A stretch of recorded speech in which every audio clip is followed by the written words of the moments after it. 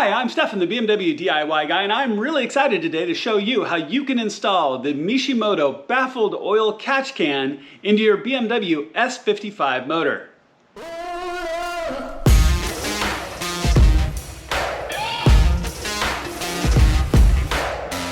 Alright, so let's talk about the reasons why here really quickly and why you'd want to install a catch can in your car. Now maybe you're familiar with having a catch can, maybe you're not. So the S55 motor is a direct injection motor, which means your fuel injectors can potentially get fouled over time by carbon buildup, by oil residue and other things coming up through your breather hose up into your injectors.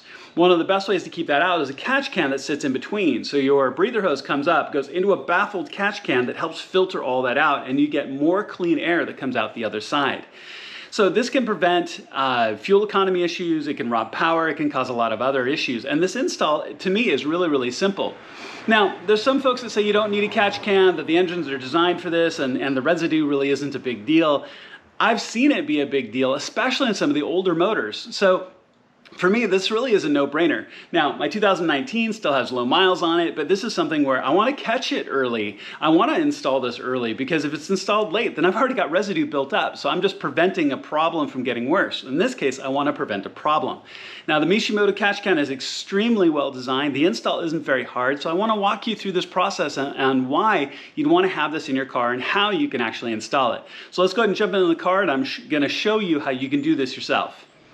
So there's a number of pieces we're going to have to take off because we're going to be working all on this side of the car, but we're going to need to take your carbon strut bar off, your airbox off, your engine cover, and a couple of other pieces first.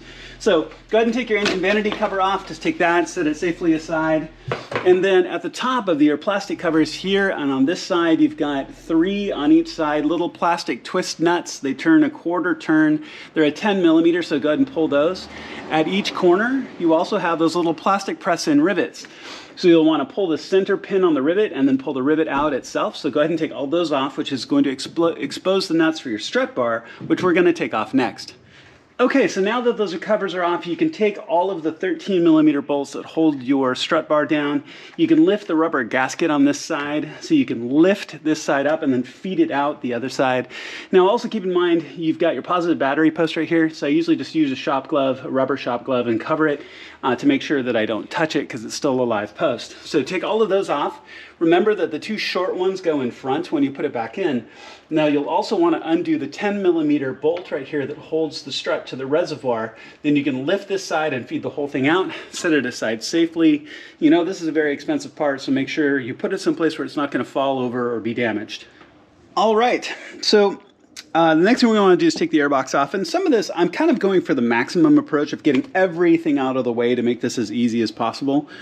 You could potentially do this, maybe leaving the airbox in. You're just kind of getting to the bottom of your breather hose pipe right here, but I'm going to do it so you've got the maximum amount of visibility and room, even though it takes a little bit of taking some extra components out. So we're going to want to take our airbox out. So you want to take your MAF sensor cable off. You just depress the tab, pull that off, and kind of just tuck it aside. Now you can use a socket or a flat bladed screwdriver to undo your hose clamp right here. And then your airbox is going to lift up and out. Now be careful, I will say, be careful applying too much pressure to this pipe. It is possible to break the flange right here that it connects, because this pipe is connected to your motor with a flange and a bolt right here. It is absolutely possible to break that. How do I know? Because I've broken it. I put too much pressure on this and I sheared this clean off. So when you do take this out, don't be cranking on this pipe. Just pull up and out, and this accordion compression section will allow you to get that out. So go ahead and take the airbox out, and then we're going to start looking at our PCV hose here, our crankcase breather hose, and how to get that out next. Okay, so now that the airbox is out, as you can see, we can see the bottom of our hose right here. We have a T25 bolt right here that's holding this bottom connector in, and you also have a wiring harness that comes up and plugs in.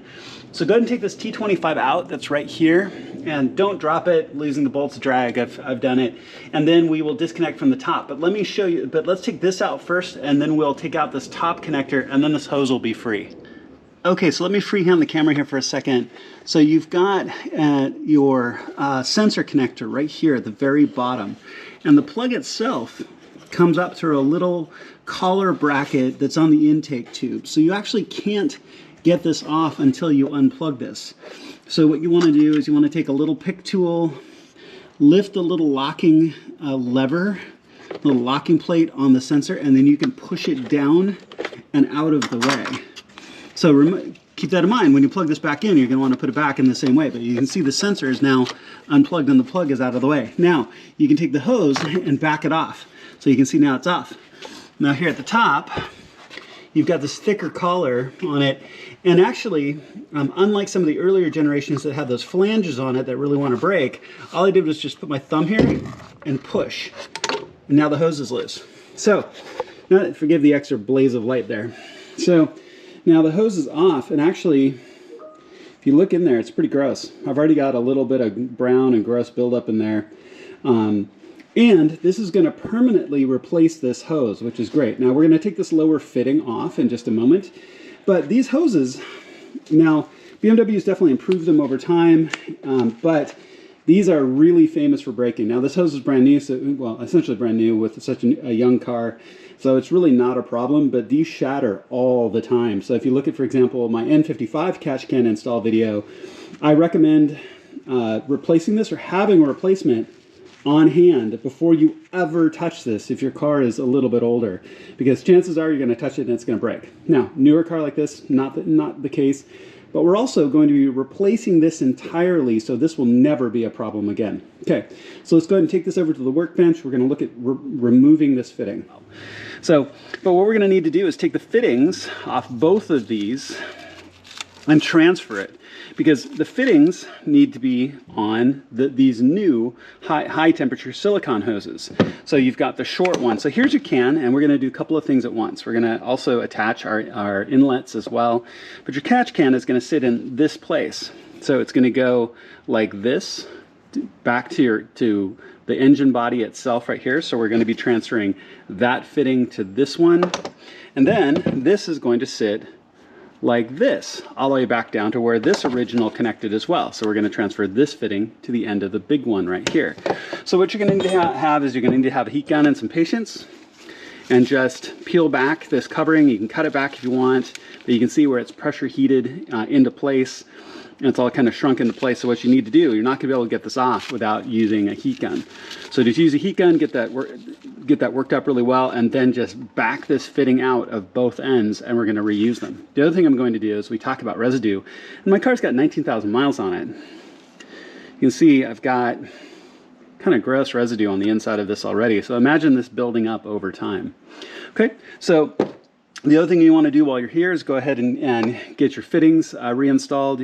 You can use a little bit of lubricant on your O-rings right here, and then just get these screwed into place. This is a 22 millimeter fitting.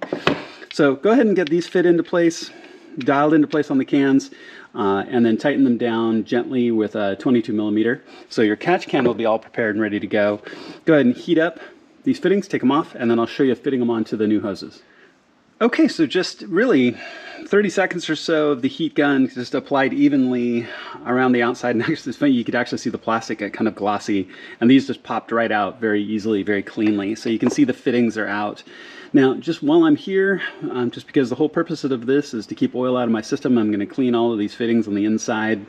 It's just me being extra meticulous.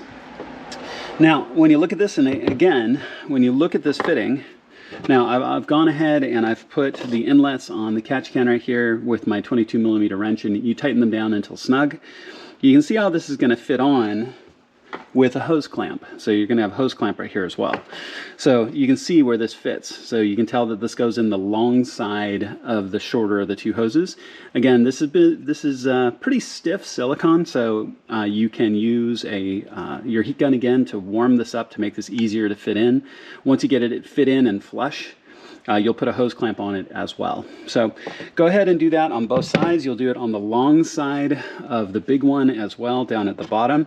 This one I'm going to be a little bit more meticulous on the angle that this goes in, because keep in mind that sensor is going to go into that little bracket.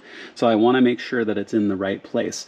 So what I'm probably going to do is I'm going to get this fit in but I'm not going to tighten down the hose clamp, because what I'm going to do, and I'll show you, I'm going to take it over to the car and get it kind of arranged and turned to exactly the right orientation so that sensor goes in exactly the right place.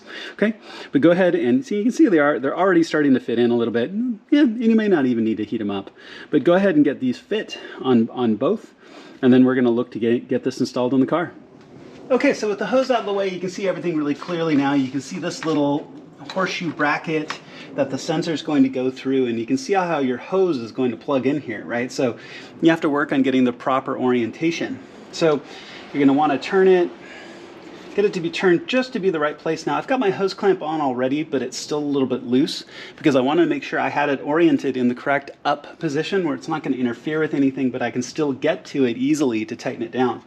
So now you have to play just a little bit of Tetris here to feed this cable up through this bracket a little bit to get it plugged into the end of your sensor right here, to get it all plugged in nicely, and then fit it all into place, and then you can bend your hose around because your catch can is going to go right here. So you just want to get it all quite in the right angle. Okay, so go ahead and get that all fit in. Once you get this put back in, get it plugged in through the bracket, get this all plugged in and situated in the right place, you can tighten your hose clamp and put your T25 back in. All right, so next up, you're going to want to take these large T40 bolts out here and here because this is where the frame for the cam is going to go. You could also use this opportunity to reinstall the shorter pipe with the fitting. Now, I've oriented the hose clamp in a good orientation where the worm drive part of it is not going to hit the cover or any part of the motor. It's actually here on the front side of the motor. You just take this and you just press it back into place, and that collar will snap around, and you can see where this is going to fit and it's going to sit. So nice and easy. So go ahead and take these two T40s out, and then we're going to put the frame on, and all of this is going to come together. All right, so if you made it to this point in the video, when I do all my editing, I will add a comment on the earlier stuff I shot on where you put this fitting. I will have put a comment in there that you actually put the engine side fitting on the short side of the short pipe, not the long side. I've changed it. So quick revelation, it should actually be on the other side. I'm mentioning it now, and I will have commented earlier in the video about that as well. So you can see how that fits in with the shorter side. Now the other thing is these frame bolts that come out, these T40s, are also 12 millimeter bolts. They have a 12 millimeter head on them. So if you're struggling with the Torx or don't have a T40, you can use a 12 millimeter to get them out. The new bolts going in from Mishimoto are T45s. So I found that my T40 Torx bit, it's actually a little bit chewed up, and I was having a hard time getting those bolts out, but those 12 millimeter heads on them allowed them to come out very, very easily. Okay, so now you can see all my hoses are in place. So let's go ahead and get the catch can here installed. There's 3 holes right here. If you look at the top of the catch can, you've got small little Torx bolts that you're going to take out and fit up to the bottom of this frame. So let's go ahead and get that done, and we're real close to attaching our hoses and being done.